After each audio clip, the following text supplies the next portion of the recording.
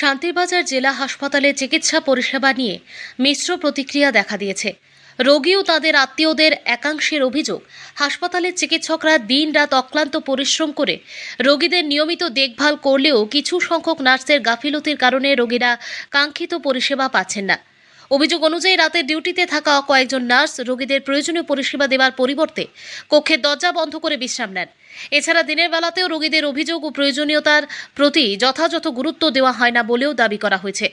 রোগীর আত্মীয়দের আরও অভিযোগ, চিকিৎসক রাউন্ডে আসার আগে রোগীদের বেডে প্রয়োজনীয় নথিপত্র পৌঁছে দেওয়া হয় না, ফলে অনেক সময় অসুস্থ রোগীকেই নার্সদের কাউন্টার থেকে প্রেসক্রিপশন ও অন্যান্য কাগজপত্র সংগ্রহ করতে হয়। শনিবার হাসপাতালে চিকিৎসাধীন এক রোগীর আত্মীয় জানান, তার মেয়ে গত 7 দিন ধরে হাসপাতালে ভর্তি রয়েছে। তার দাবি, চিকিৎসকরা নির্ধারিত সময়ে সে রোগী দেখলেও বাকি সময় নার্সদের কাছ থেকে প্রয়োজনীয় সহযোগিতা মেলে না। স্যালাইন লাগিয়ে দেওয়ার পর রোগীর কোনো সমস্যা দেখা দিলে দ্রুত সাড়া পাওয়া যায় না বলেও তিনি অভিযোগ করেন। এছাড়া ডিউটির সময় কিছু নার্সকে গল্প আড্ডায় ব্যস্ত থাকতেও দেখা যায় বলে অভিযোগ। যদিও এসবের অভিযোগের বিষয়ে হাসপাতাল কর্তৃপক্ষ বা স্বাস্থ্য দপ্তরের কোনো আনুষ্ঠানিক প্রতিক্রিয়া এখনও পাওয়া যায়নি। অভিযোগের সত্যতা স্বাধীনভাবে যাচাই করা সম্ভব হয়নি।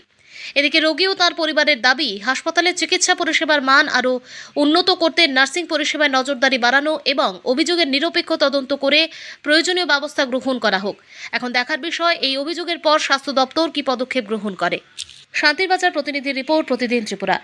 মায়েরা অনেক সময় মনে করেন হাত ফুলে যায় বা স্যালাইন বন্ধ হয়ে গেলে ডাক দিলে তেমন তারা বিরক্ত হয়।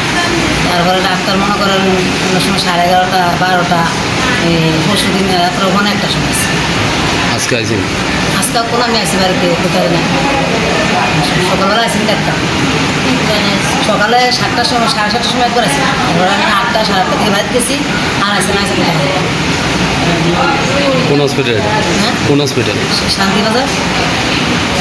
নার্সরা কি হয়েছে? হ্যাঁ।